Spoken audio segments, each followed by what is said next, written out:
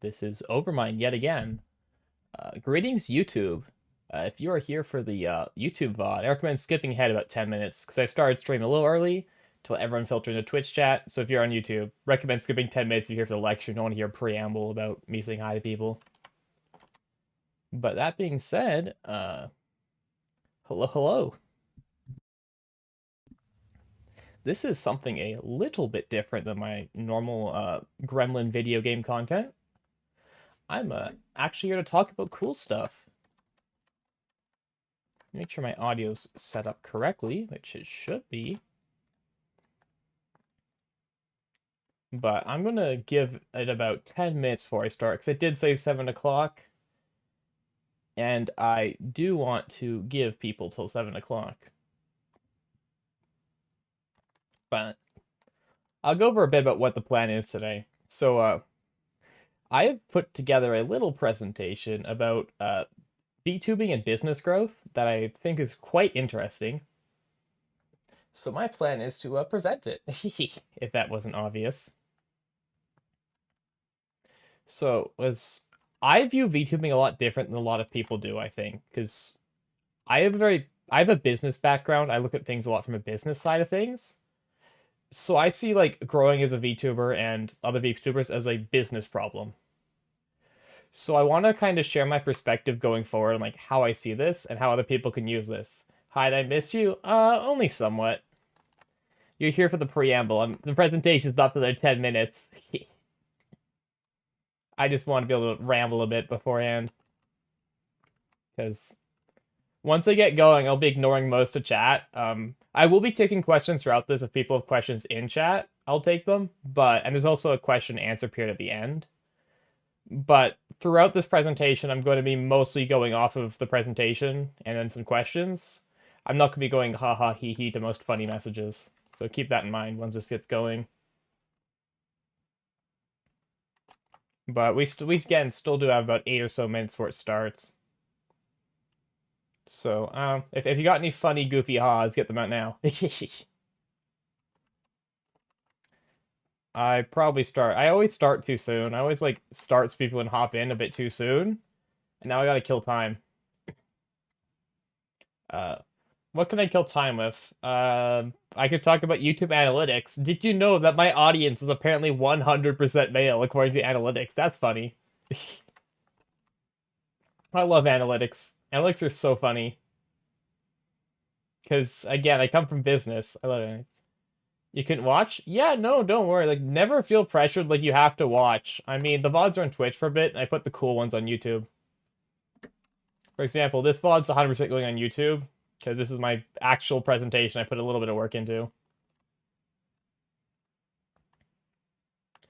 But yeah, I mean, I'm just waiting for people to filter in. I probably gonna start at 5 to instead of 10 to, but, you know, that's how it be sometimes. Speaking of that's how it be, is my stream dead?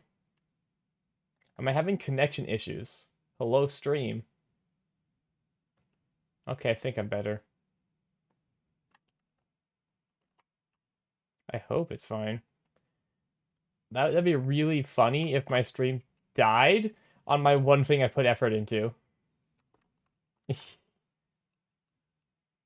Yeah, I don't know if it's your Twitch. It might be my Twitch, which is real awkward because this is meant to be my presentation. I'm good? Okay.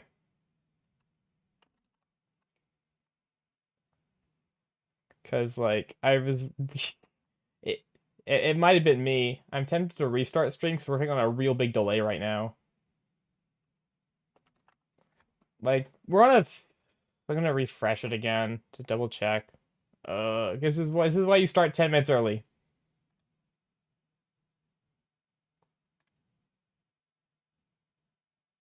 Okay, no, we're better. We're better. You just have to refresh now. But yeah, we got about 5 or so minutes before I start the presentation. So I don't know. Anyone got any questions yet so far? Anyone like the slide? It's kind of basic boring, but this isn't meant to be goofy, silly presentation. This is meant to actually be serious and actually inform a bit.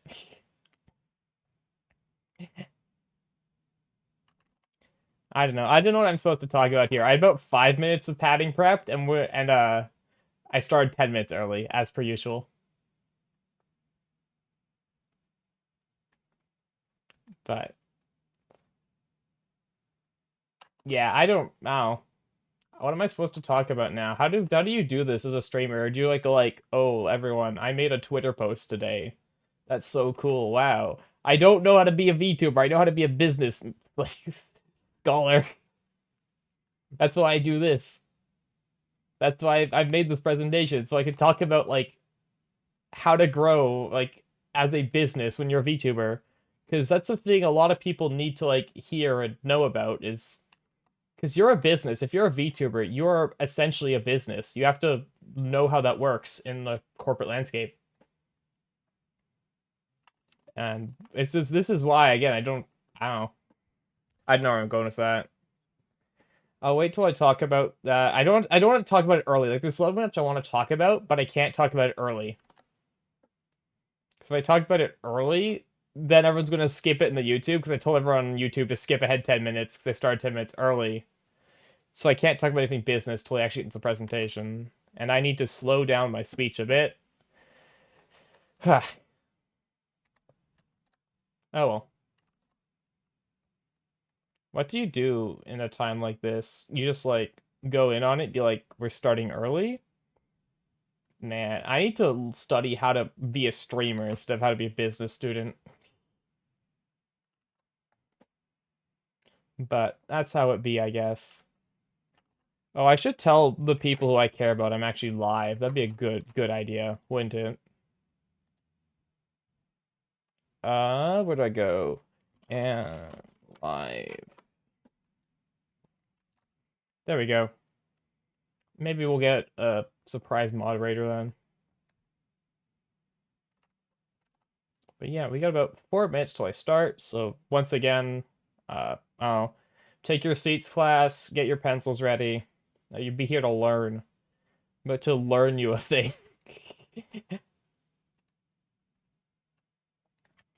First lesson: just chatting has no discoverability. I'm not expecting anyone to hop in on this who I didn't like directly tell. Just just chatting as a category has zero discoverability, which is fine because I've made this to basically more of a YouTube video than anything. But I did want to have it a live stream just so I could have Twitch chat interaction if people had questions live. But that's a different lecture. I've got like 6 or 7 of these presentation ideas planned out. This is just an intro. Today's an intro. Just so we're aware. Today's not hey Vox. Yeah. This is for you, Vox. You have to study this presentation so when you debut you won't make my mistakes. Because we got about exactly 2 minutes before I get into it. Because I did promise 7 Central, and I learned that Central Standard Time is not 7 Central Time. So I need to wait 2 minutes. But yeah, again, it's not if yeah, that's why I'm here for 10 minutes. But once again, I'll probably not be talking too much to chat during it unless there's like relevant questions, which I will answer. Because I want to keep this somewhat like information dense for people later. I say that now, but we'll find out what happens. But if you got things to say them now. You will be on screen. Actually, I should probably disable. I'm very sorry, chat, but you are getting turned off temporarily. I can still see you, and I'll answer any relevant questions, but just for ease of watching in the future, there will not be Twitch chat on this video. So I expect this to run half an hour-ish. Yeah, good idea keeping the VOD looking clean? Yeah. It's okay. YouTube VOD's already skipped ahead another, like, minute, so I got a pad. But this presentation, I timed it to be about 45 minutes at normal pace, but knowing me, it's going to be about half an hour because I'll speed through some of it. Which is fine. But anyways, I believe we are just about ready to start. So, let's get into it. Actually, no, I'm waiting till the clock hits 7 exactly. Because, okay, we've hit 7. So, hello everyone. Uh, hello there on YouTube or Twitch VODs or wherever you are. I am Overmind, and I'm here to do something a bit different than my normal content. I have a fairly strong business background, and I wanted to talk about that. I wanted to talk about how you can view VTubing as a business and how you can view growth as a business. And I get to use the word V business because that's not a business term yet, so I've claimed that. But hello, welcome to my presentation. If you have any questions in Twitch chat, once again, feel free to say them at any time. Otherwise, I will probably be ignoring a lot of messages. But welcome to Intro to V Business Growth and How to VTube in a Competitive Market by me. So, before I get into this, here's a bit of a preamble. 2 disclaimers. Number 1, this is not legal or financial advice. I don't think anything I'm talking about can be seen as either, but I'm putting the disclaimer out now. If you make any legal or financial decisions based on this, it is not my fault, that is you. Don't tie that to me. And this is also not my How to Network presentation, because I know I've talked a little bit to some people that I'm doing a networking presentation at some point. That isn't this. So if you're looking for that, you gotta wait another presentation or two. Anyways, that's my preamble. Let's get into it. So, first things first, why am I allowed to talk about this? So, I'm somewhat qualified to talk about this. I have a business administration diploma that I got back in 2022. I'm currently studying to get my full business bachelor's degree, which is supposed to be around 2025 springish when I get it.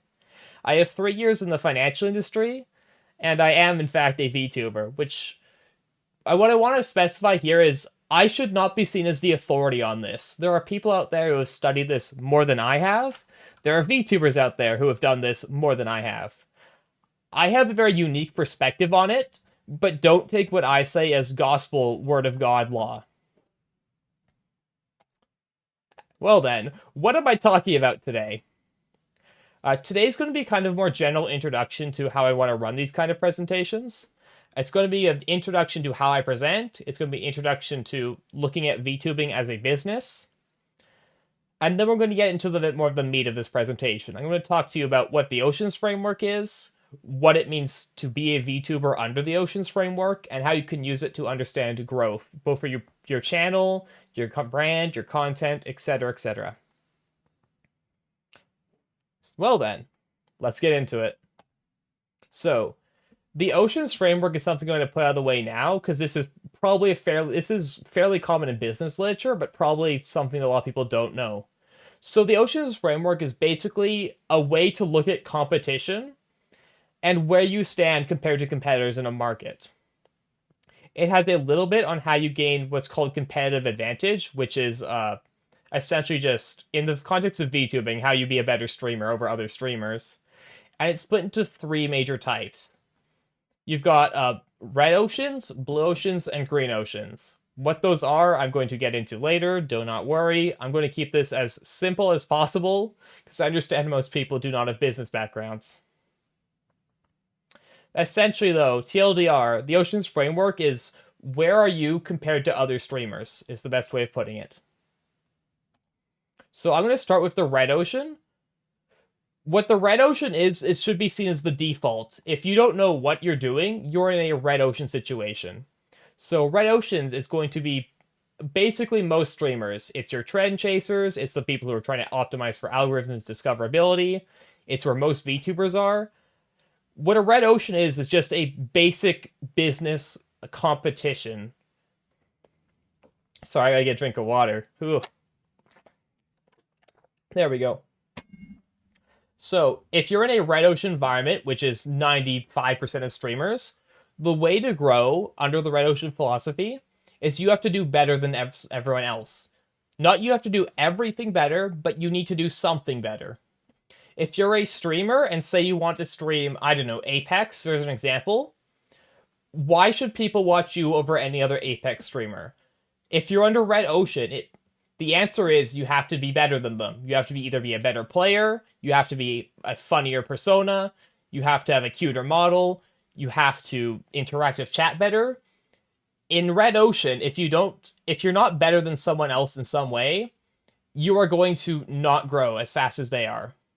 Which sounds kind of bad in a VTuber context, like, oh, you want to be friends with people. You don't want to try to be better than them. But I'm not going to sugarcoat it. In most like Red Ocean situations, if you aren't actively trying to be better than some other streamer, you are going to suffer growth wise. Like that's just the unfortunate truth of the matter. This is why it's called a zero sum situation. Because if you're in order to grow, you're going to have to be take it from someone else, whether that be from a smaller streamer, a bigger streamer, doesn't matter. Every viewer that's going to watch you is someone who's not going to watch someone else, and vice versa. Every minute someone's watching a different streamer, they're not watching you. Whew. So, advantages and disadvantages of being in this mindset and being in this situation. So the advantage, the biggest one, if you're in a Red Ocean situation, it's very easy to understand. If there's other people who are streaming the same thing you are, it's pretty easy to understand that you have to be better than them if you want someone to watch you. Another advantage is you know who your competition is. You know who the other streamers are, you can see what they're doing, you can compare. That means you have easy benchmarks. You can look at other people who are doing what you're doing and say, why are they ahead of me? Are they better at discoverability? Are they just better at the game? Is there other reasons? Important thing I want to point out here, though, is this is comparing in a business sense.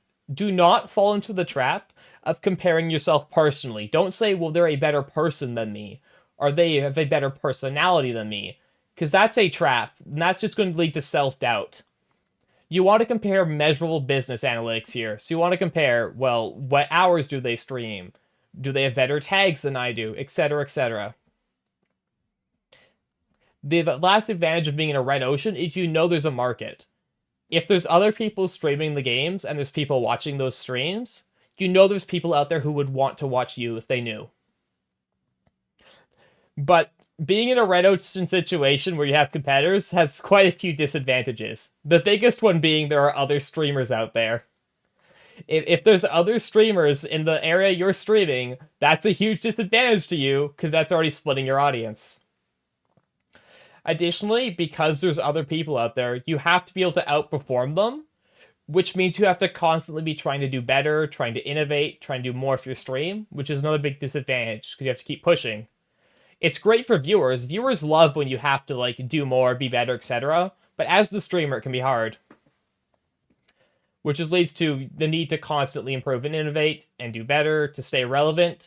Because I'm sure you know of people who just will get comfy while they're streaming, and then they stop growing. Because they'll get comfy with what they have, and then other streamers will continue to grow and improve and overtake them. And they will stop growing, then they'll get like upset why they're not growing. And the answer is, if you have competitors and you want to compete with them, you have to overtake them somehow. That's Red Oceans in a nutshell. If anyone's got any questions about Red Ocean in a nutshell, I'll take them now. Otherwise, I'm moving on to Blue Oceans. And don't worry, I'll tie this all together with a little bow at the end. This isn't the end of it.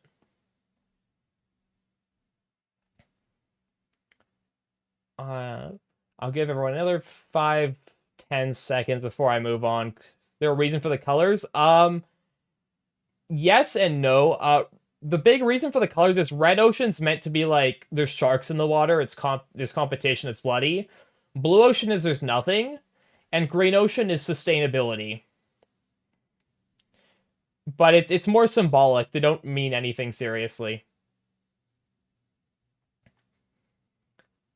Literature loves their like just weird metaphors. But yeah, good question, Vox. So I want to go into Blue Ocean now.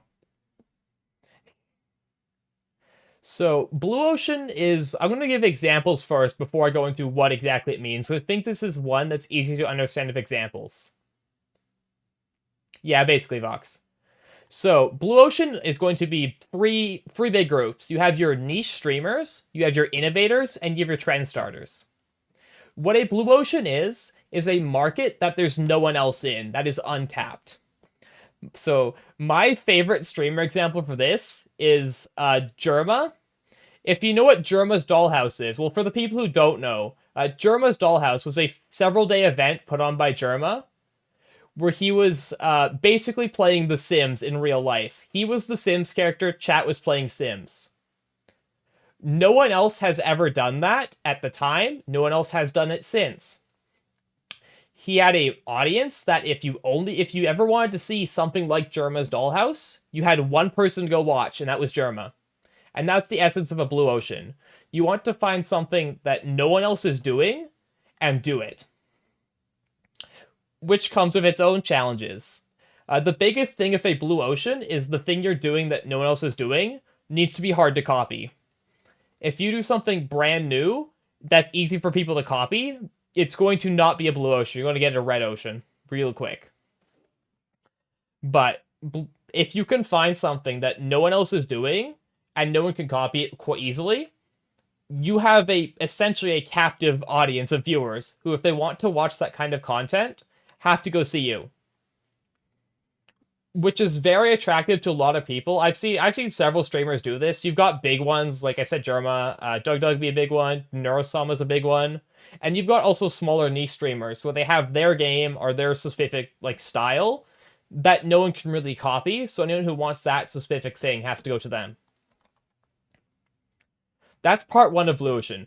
Part two of Blue Ocean is if you want you want to be able to gatekeep it as hard as possible. Because Blue Oceans, when you're the only person there, you do not want anyone else to be able to do it. If you've got a unique content, you want to keep other streamers away from it as long as you can.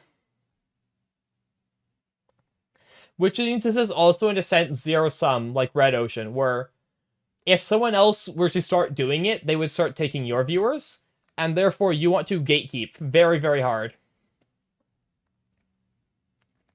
So advantages and disadvantages of a blue ocean situation. The big advantage is if you're in a blue ocean and you're doing your own thing, is that there's no competition. Competitors are irrelevant. You don't have to like innovate very much. You don't have to keep improving a ton. If you're the only person who streams that content, you can do whatever you want and people will watch you because you're the only person. Additionally, it lets you define your own niche. You get to make your own content and do what you want with it. Because there's no one else that you have to be better than, there's no one else you have to compare to. It's just you doing your own thing. Which means that you have very high potential for growth, because if you do something that people want to watch and there's no one else for it, congratulations, you have 100% of the market. Every viewer who wants to watch your content has to watch you. But Blue Ocean comes with a few of its own disadvantages compared to a Red Ocean situation. Sometimes no one's streaming content for a reason. Some either due to TOS reasons or due to no one wants to watch it. A lot of times you'll see these small niche streamers that do their own cool thing, but no one actually cares about watching it, so even though there's no competition, they're not going to grow because they're in a niche no one cares about. Additionally, a Blue Ocean's very high risk because you don't know if there's going to be an audience for it. If you're doing some sort of horror ARG thing as a VTuber, you don't know if there's an audience for horror ARG as VTubers. If you're doing like AI generated VTuber, you don't know if there's an audience for it until you've done it. And lastly, if what you're doing is super easy to copy, then it's going to get stolen. Like if all it takes is someone to do 5 minutes of prep and they can copy your niche, you won't be able to like defend your spot. You're going to then have to compete with that streamer. Anyways, that's my bit on Blue Oceans. Again, this is all very surface level.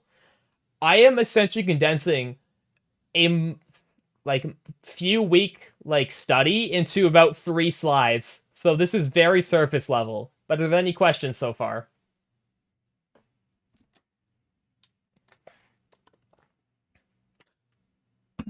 Shallow oceans? Kinda. But again, these are things you can do papers and literature on. Like there's so many studies on blue oceans.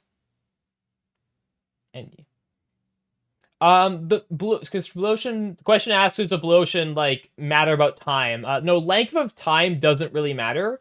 The biggest thing and something I should have mentioned is a blue ocean situation is always temporary. You are never in a blue ocean forever because eventually someone will copy what you're doing. Eventually, whatever you're streaming, someone else will copy because that's just how it works. So you have to be ready at the end of your blue ocean, be able to defend it, and then once you can no longer defend it, compete. Because again, it's just streaming. People will copy your ideas. People will do them better. People will do them worse. That's just the how of it. But yeah, that's a very good question. Thank you.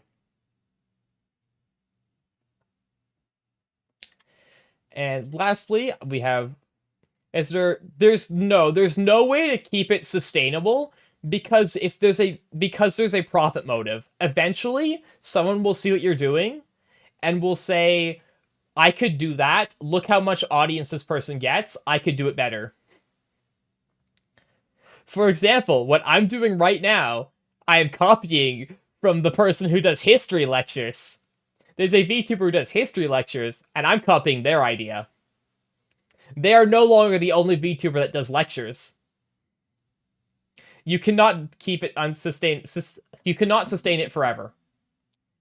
But the goal is to get enough growth before it becomes unsustainable, where it doesn't matter. I'm tripping over a few words, sorry. But that's another good question. Thank you. So, last one would be the green ocean. I'm going to do a bit of a preamble here. Green ocean is not super well defined in business literature. Some people use it to refer to environmentalism, like being environmentally sustainable. I'm using it in the other context, which is just sustainability in general. So the way I'm using green ocean is essentially two thoughts about it. Either streaming is a growing market, therefore we can sustain growth, or streaming's not a growing market, but we're small, so we can sustain growth and take from the big people. So what a green ocean is, in my viewpoint, is essentially growth through collaboration. So your big green ocean streamers are going to be your social butterflies and your people who always want to collab with different people all the time. These are your networkers, these are your very social people, your very outgoing people. The goal of green ocean is to sustain growth through cooperation. It's not to be better than other people and take their viewers. It's to become their friends and work with them so you can both benefit.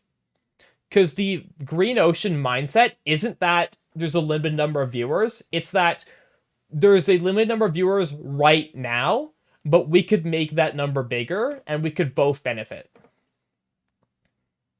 So green ocean's a very social approach to it. It's a very network heavy approach.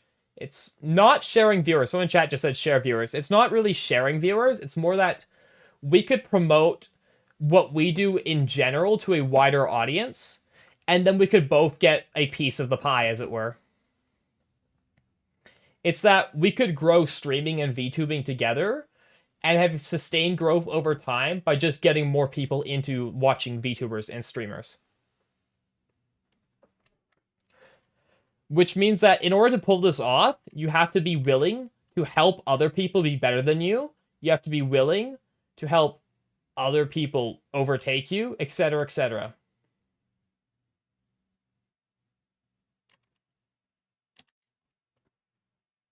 So, advantage and disadvantage of trying to do a green ocean. The big advantage of going for a green ocean position is that it's very sustainable. You're not saying I have to constantly be better than other people, and you're not saying I have to do something no one else can do and then gatekeep them. You're saying I can be in the middle of the pack, but if we as a community can make streaming and VTubing better, we can all get more viewers. Essentially, you're helping other people be able to help you. You're boosting other people up so they can in the future boost you up, and overall everyone will benefit. And the last big advantage of a green ocean situation is goodwill. Goodwill is huge. Goodwill is essentially like public perception and reputation. And if you're out here helping other people boost their own stuff so that the streaming itself gets better and helping other people boost their own streams, people are going to like you, and that's going to trickle down to having better goodwill. Disadvantages though of trying to do a green ocean situation is number one, it needs very heavy networking. You have to be a kind of person who can reach out to other people and say, I want to help you make your streams better. I want to help boost you up so you can help boost me up in the future. You have to be willing to do that, and you have to know how to do that. The second disadvantage is that you are boosting competitors. Because you're trying to make it as streaming as a medium better overall, you're going to be helping people who are your potential competitors. You're going to give people viewers that you would like to keep. Which means that you will have a very delayed payoff. If you're going to try to boost streaming as a whole and try to boost, or even as a whole, just like a streaming community, have different streamers you network with. If you're trying to boost them up, it's going to be very delayed payoff for you to grow. Because you're not saying, I'm going to be better than people, or I'm going to do my own thing so people come watch me. You're saying, I'm going to have everyone be better so more people overall will watch us, which means that it's not you at the top. But that's the basic green ocean position. This is probably the most loosely defined one of the three, because again, in business literature, green oceans aren't very well defined. And this is my definition of it. So if you look this up later, like what is a green ocean, you're going to find about 3 different definitions. But before I move on, are there any questions about what the basic of a green ocean is? What a green ocean is, if I could talk today. Heh.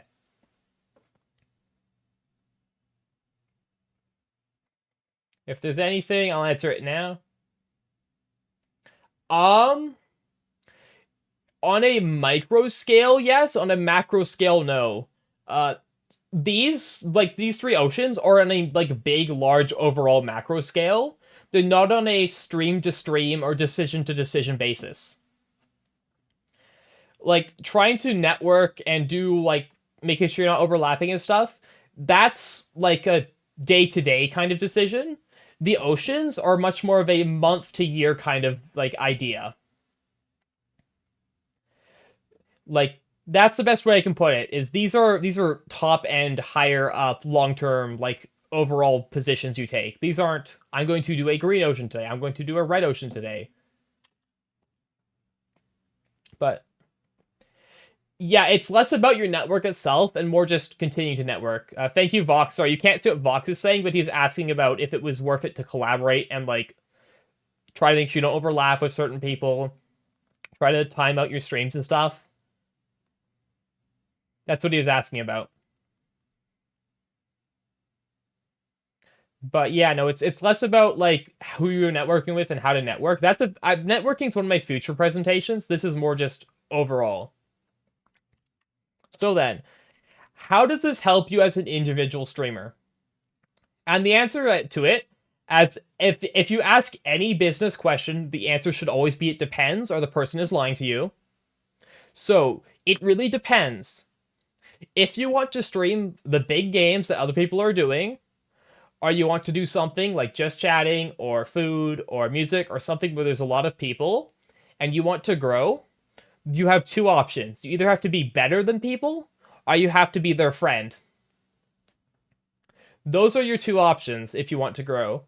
If you're going to say, I'm content being middle of the pack and content doing my own thing, and there's competitors, if you're not outcompeting them in some aspect, or their friend, you're staying small. Conversely, if you're doing your own thing, let me put my head a bit down actually so people can see this, I noticed. Sorry about that. There we go. I can be small. If you're doing your own thing, you have to make sure it's something that people can't copy. If it takes someone 10 minutes of work to copy you and you're doing your own thing that no one else is doing, you're going to immediately find that they can copy you, learn from your mistakes, and do it better. being the first is often a disadvantage unless you can defend the position. Because if you're first, that's just a bunch of mistakes that you can make that people will just say, well, I'll do what you did with no mistakes. So you need to be able to hold out your niche for a little while. So, again, this was more of an intro. This is going to run somewhat short. So I'm down to takeaways. So the takeaways I want people to have from this is there are multiple overall approaches for VTuber growth. It's not a you have to compete. It's not a you have to be friends. It's not a you have to do your own thing. It's not you have to do what everyone else is doing. But what your approach is and what will work best for you depends on what your content is, as well as like what platform or environment you're in. Because, for example, if you want to do a Green Ocean strategy on YouTube, that will look a lot different than taking a Green Ocean position on Twitch. Because YouTube has a lot worse networking tools, can be hard to boost. Conversely, if you want to do your own thing, YouTube is typically better because YouTube is a lot more algorithm based. So if you do your own thing on YouTube, it's easier to get discovered. But that leads into stuff that I don't have a huge a huge wealth of knowledge on, if I could talk, because I don't know the algorithm. That's not my field. I have no business. Well then, that leads me to the end of this kind of intro presentation. Are there any questions from chat that are relevant to the presentation? If so, I'll take them now. If not, I'm going to if there's no more questions at the end, I will just cut stream and just start up with a game or something, because I want to keep this as a separate video so I can reference it to people.